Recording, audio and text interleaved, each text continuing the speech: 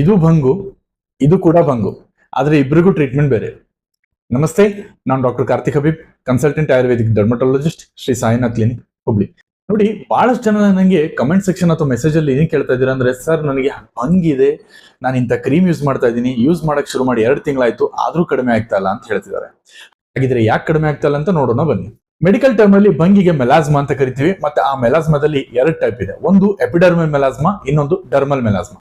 ಮೊದಲನೇದಾಗಿ epidermal melasma. Epidermal melasma ಅಂದ್ರೆ ನಮ್ಮ ಚರ್ಮದ ಮೊದಲನೇ ಲೇಯರ್ ಎಪಿಡರ್ಮಿಸ್ ವರೆಗೂ ಅಷ್ಟೇ ನಿಮ್ಮ ಭಂಗಿನ ಕಲೆಗಳು ಸೀಮಿತವಾಗಿರುತ್ತೆ. ಮತ್ತೆ ಎರಡನೇದಾಗಿ ಅದ್ರ ಕಲರ್ ಯಾವ್ದಿರುತ್ತೆ ಅಂದ್ರೆ ಜಸ್ಟ್ ಲೈಟ್ ಬ್ರೌನ್ ಅಥವಾ ಡಾರ್ಕ್ ಬ್ರೌನ್ ಆಗಿರುತ್ತೆ. ಮೂರನೇದಾಗಿ ನಿಮ್ಮ ಭಂಗಿನ ಬಾರ್ಡರ್ಸ್ ಅಂದ್ರೆ ಏನಾದ್ರದ್ದು ಡಿಸೈನ್ ಇರುತ್ತಲ್ಲ, ಆ ಬಾರ್ಡರ್ಸ್ ನಿಮಗೆ ಎದ್ದು ಕಾಣುತ್ತೆ.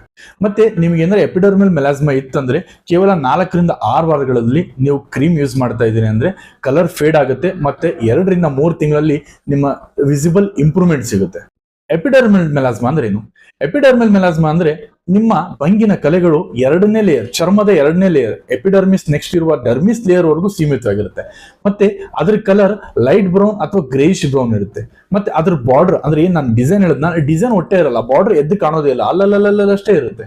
ಮತ್ತೆ ನಿಮಗೇನ ಎಪಿಡರ್ಮಲ್ ಮೆಲಾಸ್ಮಾ ಇತ್ತಂದ್ರೆ ನಿಮಗೆ ವಿಸಿಬಲ್ ಸ್ವಲ್ಪ ಕಲರ್ ಫೇಡ್ ಆಗ್ತಾ ಇದೆ ಅಂತ ಗೊತ್ತಾಗೋದಕ್ಕೆ 4 ರಿಂದ 6 ತಿಂಗಳು ಟ್ರೀಟ್ಮೆಂಟ್ ಬೇಕು.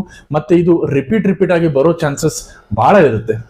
ಸೊ ನಿಮಗೆ ಭಂಗಿದೆ ಅಂದ್ರೆ ಮೊದಲು ಯಾವ ತರ ಭಂಗಿದೆ ಅನ್ನೋದನ್ನ ಡಾಕ್ಟರ್ಗೆ ಕೇಳಿ ತಿಳ್ಕೊಳ್ಳಿ, ಅದ್ರ ತಕ್ಕಂತೆ ಟ್ರೀಟ್ಮೆಂಟ್ ಮಾಡಿಸ್ಕೊಳ್ಳಿ. ನೀವೇನ್ ಮಾಡ್ತೀರಾ, ಒಬ್ರು ಡಾಕ್ಟರ್ ಕಡೆ ಹೋಗ್ತೀರಾ, ಒಂದು ಕ್ರೀಮ್ ಕೊಡ್ತಾರೆ, ನೀವು ಅದನ್ನ ಹಚ್ಕೊಂತೀರಾ, 2 ತಿಂಗಳಾದ್ರೂ ರಿಸಲ್ಟ್ ಬರ್ತಲ್ಲ ಅಂತ ಮತ್ತೆ ಡಾಕ್ಟರ್ ಚೇಂಜ್ ಮಾಡ್ತೀರಾ. ಮತ್ತೆ ಇನ್ನೊಬ್ರ ಕಡೆ ಹೋಗ್ತೀರಾ, ಅವರು ಒಂದು ಕ್ರೀಮ್ ಕೊಡ್ತಾರೆ, ರಿಸಲ್ಟ್ ಬರ್ತಲ್ಲ ಅಂತ ಮತ್ತೆ ಡಾಕ್ಟರ್ ಚೇಂಜ್ ಮಾಡ್ತೀರಾ. ಹಾಗೆ ಮಾಡಕ್ ಹೋಗ್ಬೇಡಿ. ನಿಮಗೆ ಯಾವ ತರ ಭಂಗಿದೆ, ನಿಮಗೆ ಯಾವ ತರ ಮೆಲಾಸ್ಮಾ ಇದೆ ಅನ್ನೋದನ್ನ ಮೊದಲು ತಿಳ್ಕೊಂಡು ಅದ್ರ ಪ್ರಕಾರ ಟ್ರೀಟ್ಮೆಂಟ್ ಮಾಡ್ಕೊಂಡ್ರೆ ನಿಮ್ಗೆ ಒಳ್ಳೆ ರಿಸಲ್ಟ್ ಸಿಗುತ್ತೆ. ಇಂಥ ಹಾನೆಸ್ಟ್ ಸ್ಕಿನ್ ಎಜುಕೇಶನ್ ಮತ್ತೆ ಟ್ರೀಟ್ಮೆಂಟ್ಗೆ ಪೇಜ್ನ ಫಾಲೋ ಮಾಡಿ.